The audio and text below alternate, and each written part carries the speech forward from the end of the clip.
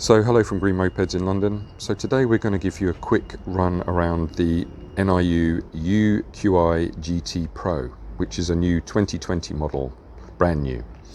And we've put it alongside a NQi GTS Pro and also a Super Socko CUX, just to highlight something which we'll talk about in a minute. But just to recap on the range. So last year in 2019, Niu had the U, the M+, the N1S and the NGT. 4 models, various colours, and that was it. In 2020, Niu have got rid of the standard name like U, replaced it with UQi, same with every other model. They've inserted QI in the name, and then they vastly expanded the range. Some of which, for example, the light versions, we don't get in the UK. On the U, there is also another model which we also don't get in the UK, called the UQi GT Sport. But I'm just going to talk about this one. So last year in 2019, as I said, there were 4 models, and the U was the basic model, 12-inch wheels, 1200 watt motor, did about 20 mile range, 28 miles an hour, and pretty standard bike. What Niu have done is they've kept that bike. It's now called the UQi Pro, and then they've brought out this one, as I said, a brand new model. Interestingly, they have made it with the biggest seat height across their entire range, including the GTs.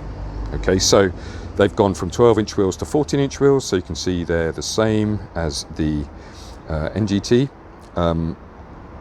In fact, identical, I would say. Even the brakes, they've made it longer. So as you can see, when you put it alongside an NGT with this little extension at the back, it's actually made the bike longer. The frame is not the existing frame that they had for the UQIs. It's a new frame. But when you look at the seat height, so this is a CUX. This is 77 centimeters. This seat height on a CUX. Okay, on an NGT, it is 81 centimeters. Okay, but on the UQi GT Pro, it is 84 centimeters. So it's the tallest of all bikes. So what was the lowest end model has now become, in one of its guises, one of the biggest bikes they do in terms of how tall you have to be. So last year on the UQi Pro, it was quite a diminutive bike. But now this bike is suitable for tall people, 6 foot plus. They would be quite comfortable sitting on this bike, but yet it's a U and not the GT. Anyway, we can debate as to the reasons behind that, but that's essentially what they've done. So your choices on the U are now UQi Pro or UQi GT Pro. As I said, the other one we don't get over here. So going around the bike, as you can see, you saw the front wheel that had ventilated discs. They've got ventilated discs on the back, which is pretty good for a bike that's only going to cost basically £2,000. What you'll notice also is on the 12-inch wheel bikes, you usually fill up the entire wheel or hub with the motor itself, because that's all the space you've got, and that's the size of the motor. Whereas here, now we're on 14-inch wheels, we can actually fit the hub motor in, which is good because that means you could potentially fit a chain through the hub. Obviously, with a solid wheel like you've got on this CUX, you have to put the chain through the frame somehow. Okay, so they've probably wasn't a design choice. It just so happens that you've now obtained this little bit of space for a chain. What you'll notice on the hub, it says 1200 watts. See there, 48 volt, 1200 watts, made by Bosch. So this brings up another interesting point. You'll see on some websites where it says this is a 1500 watt bike. That, as we've said many times before, is just how people are measuring the wattage or the type of power they're mentioning. So as I said, there were 3 different forms of power that you can get on a motor. The base power, which is this 1200 watt. Then there's the continuous power, which is the power that you'll see on your V5. And then there's maximum power, which is essentially if you open up the throttle and floor it, or the equivalent. So if you see another figure other than 1200 watt, it is not the base power that they're talking about. It's either the maximum power or the continuous power. Okay, it's not that they're wrong, it's just that that's how they've chose to market the bike. Here you see little footrests for this rear passenger. It is possible, we think, to change this pad to a little top box and make it a single person bike. You could certainly do that on the original U, so I don't see why you can't do that on this one. Underneath the seat is the 42 amp hour battery. Okay, looks remarkably like the M Plus battery in shape, so it might possibly be that. Okay, we talked about charging before, but underneath here is how you can actually charge the battery on the bike by feeding your power cable through this and then having the seat shut. Okay, so that's that. The key is almost redundant in terms of actually using the bike once it's been started, because you can actually start the bike from the app. Okay, so sorry, from the key fob and the app. In fact, you can actually, on the app, you can actually turn on the bike from your mobile phone. Here you see a dashboard, and interestingly, they have given this 3 modes, but it only actually goes into 2 to get to 28 miles an hour. So not too sure on why they've chosen to do that, but here you can see, 99% battery, it's done 1 mile. This is your power. As you accelerate, you'll see that, and then miles per hour. Here you can see it's connected, so that if you connected the app to it, that would give you this ability to track it on the app and also check it.